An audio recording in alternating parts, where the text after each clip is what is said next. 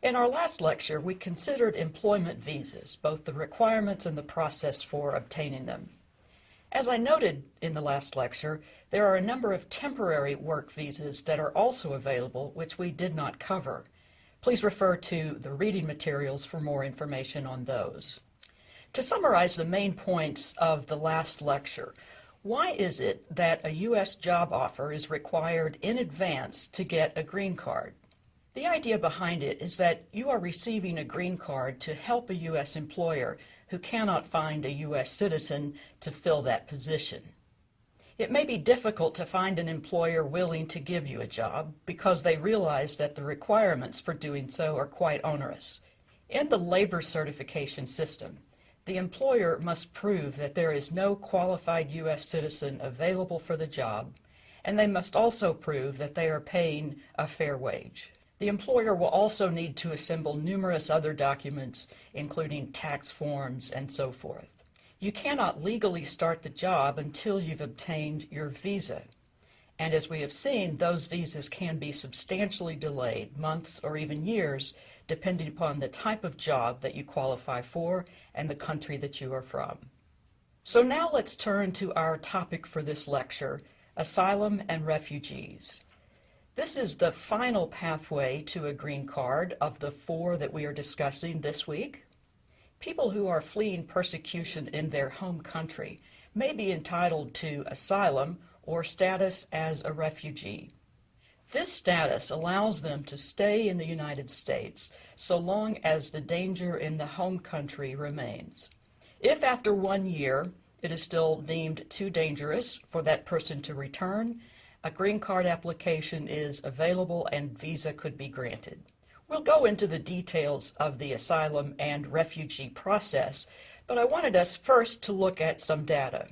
This map shows the primary countries of origin for refugees, those who are fleeing due to political persecution.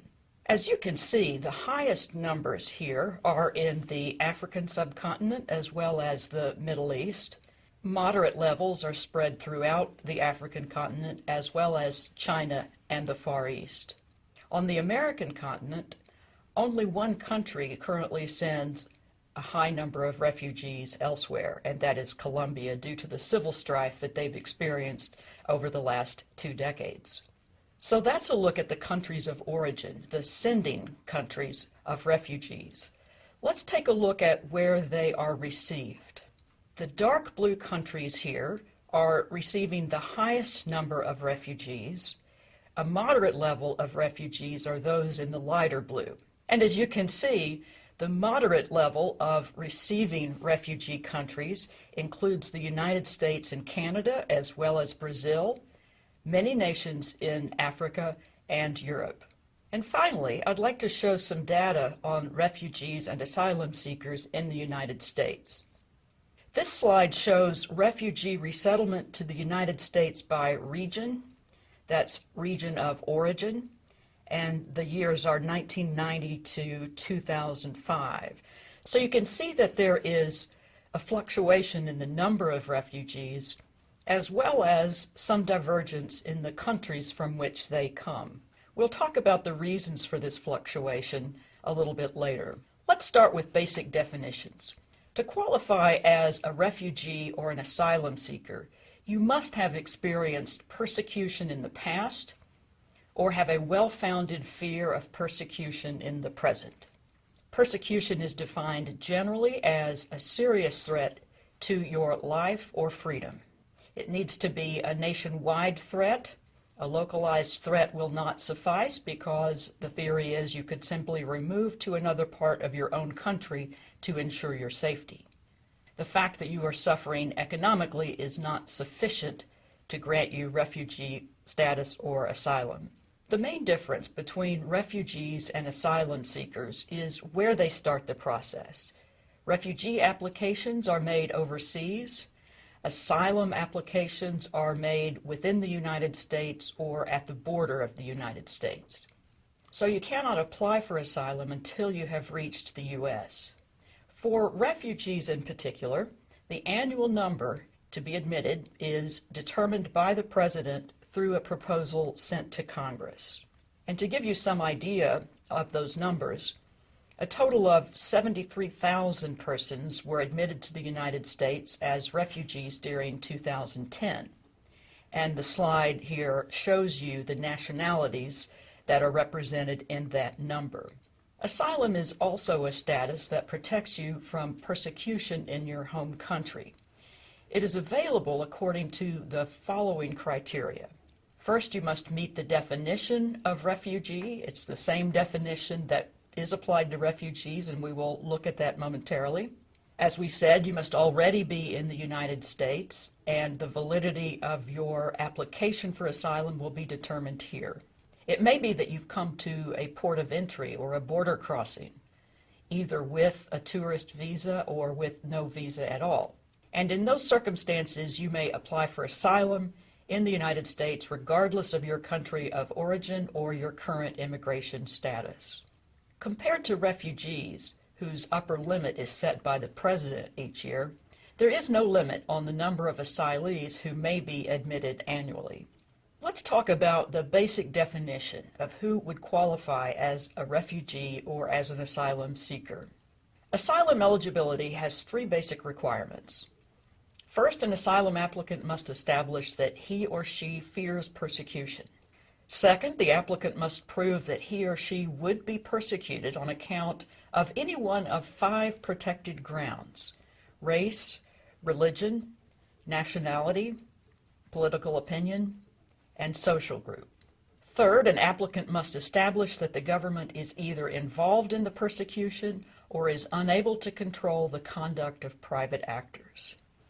It is very important to note that if you file an asylum application in the United States and the USCIS determines that it is a frivolous application, in other words, that there is no basis in fact for this application, you will be permanently ineligible for any benefits in immigration law. This means that you will never have access to a family visa or an employment visa, even if you get a job offer. Here are some additional points about that definition. Refugees and asylum seekers must demonstrate that they were persecuted or fear persecution due to race, religion, nationality, political opinion, or membership in a particular social group, but they must also establish that they cannot resettle in another country. That is, they have no other country to go to except for the United States. One of the most difficult parts of the asylum applicant's case can be proving this fear of persecution. You are required to present corroborating evidence of any claims that you make.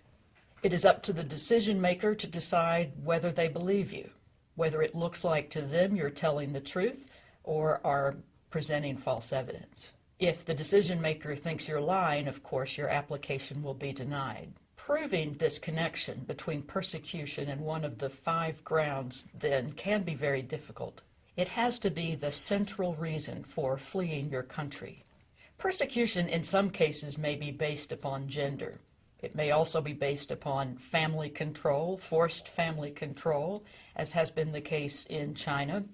Female genital mutilation has also been considered a legitimate ground for fear of persecution. And the persecution does not need to come from the government. It can come from groups that the government has been unwilling or unable to control. There's a very important limitation that applies to both refugees and asylum seekers. As I note here on the slide, it does not include anyone who has participated in persecution of any other person on the same grounds that the refugee status would qualify.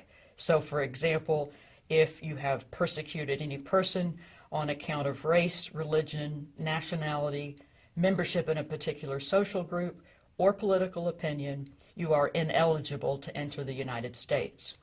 A few more notes about refugees and asylum seekers. If after a year conditions are no safer, then both refugees and asylum seekers are eligible for a United States green card, which again means permanent residence within the United States. After that, of course, they may then apply for citizenship, either at 5 years or 3 years if they're married to a United States citizen. Persons who are in this country as authorized resettled refugees may be entitled to work pending final adjudication of their status, and the same is true for asylum seekers. All of these provisions are covered by the Refugee Act of 1980, so it goes back several decades. This act covers U.S. refugee policy as well as asylum practices. In general, the same rules of inadmissibility that we discussed last week apply for refugees and asylum seekers as well. These would include serious crimes, drug crimes, public health grounds, and so forth. There's also a 1-year time limit to apply for asylum. So if you have entered the United States, whether in undocumented status or on a temporary visa, you have only 1 year from that date to apply for asylum. Refugees who are resettled at the direction of the President must have financial sponsors in the United States. Frequently, these are charitable or religious organizations. I want to conclude with a look at some additional data about refugees and asylum seekers in the United States. This slide shows annual refugee resettlement ceilings from 1980 to 2011. Again, the annual number of refugees is directed by the President based upon recommendations of the Department of Homeland Security. As you can see, those numbers have fluctuated from a high of 230,000 in 1980. It has been fairly steady recently, with numbers admitted between 50,000 and 100,000. Here's another slide that shows the destination states. Again, there is a financial sponsor who makes this possible. Here are the largest states for resettlement. California has about 12% of the total, followed by Texas and New York. And then you can see smaller numbers with some of the other states, including Georgia, 4.4%. And the remaining states make up the 41% in the large area to the left. And finally, in terms of the data that I'm presenting, here are numbers reflecting the refugees and asylees who are granted lawful permanent residence. The years here cover 1995 to 2010. These are in the thousands, by the way, but you see again a fluctuation over time in the number of refugees as well as asylees who are granted green cards. For more information on statistics, the Department of Homeland Security publishes a yearbook of immigration statistics with lots of data for all visa categories each year. And I've provided here a web link to that resource.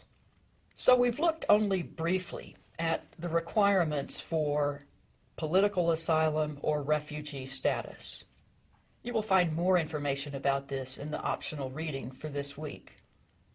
The preceding program is copyrighted by Emory University.